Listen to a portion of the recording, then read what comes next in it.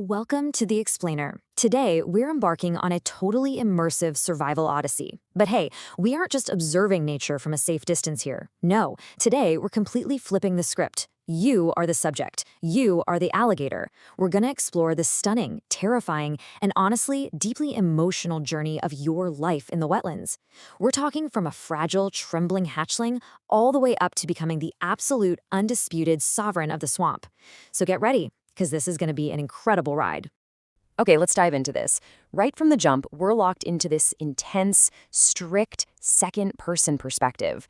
The stakes of surviving these murky, slow-moving rivers and dense marshlands, they are just absolutely massive. You aren't just passively looking at wildlife data here. You're really forced to ask yourself, do I have the patience, the resilience, and just the sheer predatory instinct to make it in such a brutally unforgiving ecosystem? It's a world where literally every single day is a hard-fought battle to exist, wrapped in the heavy smell of decaying vegetation and the suffocating heat of the mud. Will you survive to rule it? Section 1, Birth in the Murk. Now, what's really interesting about this is just how terrifyingly low those survival odds are. Imagine the physical sensation of cracking out of your leathery egg into a suffocatingly warm nest of mud. The second you slip into that water, the odds are heavily, and I mean heavily, stacked against you. Even with your mother fiercely protecting you, your vulnerability is just absolute. A massive, staggering portion of your generation will be predated or lost. I mean, to a heron, a predatory fish, or even an older alligator, you're really nothing but a quick, easy snack. At the end of the day, a tiny, almost microscopic 1% of hatchlings actually reach the commanding heights of adulthood. Those earliest weeks are just a roller coaster of intense anxiety. Take day 1, for instance. You're completely, helplessly reliant on the safety of the nest. Then by week 2, you take your very first hesitant swim. Fast forward to month 3, and you're spending your days hiding deep in the reeds. Every waking moment is this crazy tug of war between innate curiosity, gnawing hunger, and a deeply ingrained fear. To survive here, you're forced to learn your absolute most valuable weapon incredibly early on. And that weapon? The art of absolute patience. Section 2. Surviving the harsh swamp. At this point, you're no longer under the constant, watchful eye of your mother. You're a juvenile now. And those brutal, unfiltered realities of the wild, they are front and center. You're constantly battling relentless hunger. You're facing crushing seasonal droughts where the mud literally cracks beneath your feet. You've got territorial conflicts with stronger predators, the unpredictable threat of humans, and sudden, violent floods that can wash away your safe havens in a heartbeat. Honestly, mastering that patience we talked about and enduring this terrifying loneliness is pretty much your only path through this grueling phase of your life.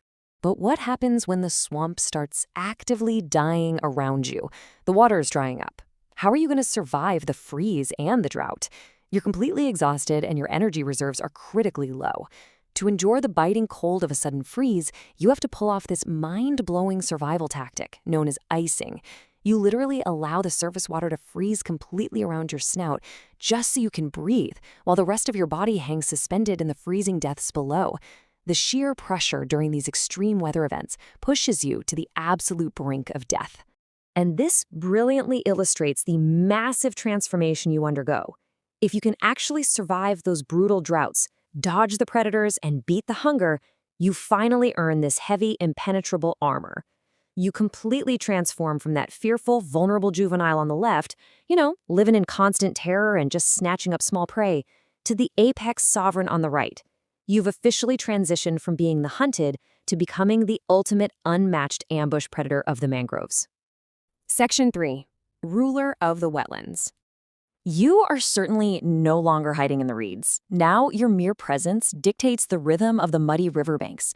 Let's break down the sheer artistry of your dominance here. Step 1 is the silent stalk. You glide through the dark water tones virtually invisible. Step 2 is your motionless camouflage. You blend so perfectly with the natural debris, it's like you're part of the swamp itself.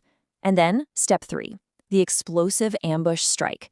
You combined complete underwater stealth with a sudden, overwhelming display of muscular power. You snap those jaws shut with unbelievable bite force in mere fractions of a second. It is, quite literally, a flawless hunting system.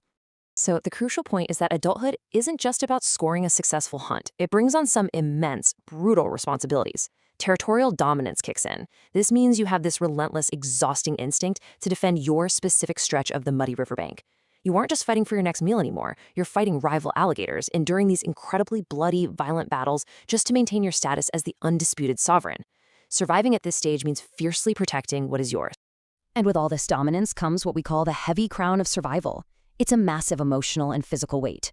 You've got to attract mates, build your nests, and now you find yourself fiercely guarding your own vulnerable tiny hatchlings from the exact same terrifying dangers you narrowly escaped all those years ago.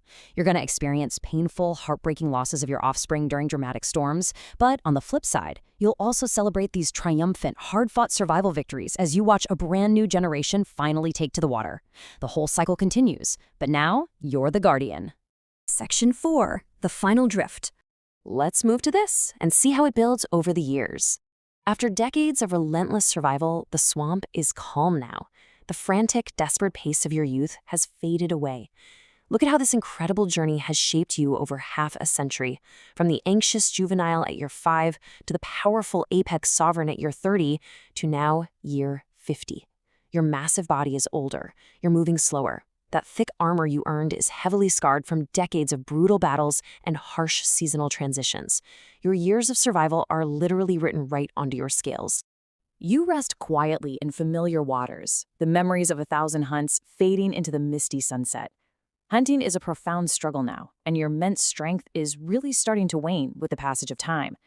But there's a really beautiful, peaceful surrender here. You're experiencing a quiet, emotional ending in the very same wilderness you once ruled with such explosive power, just resting as the warm glow of the sunset reflects on the silent waters. Which brings us to the end of our journey today, and it leaves us with one final, profound thought. You have returned to the mud that birthed you. What legacy does a sovereign leave to the swamp? This whole journey really asks us to look at the fierce resilience, the quiet patience, and the powerful life cycle of one of nature's ultimate survivors. What an absolute cinematic odyssey we've just witnessed together. Thank you so much for joining me on this explainer, and I will catch you in the next one.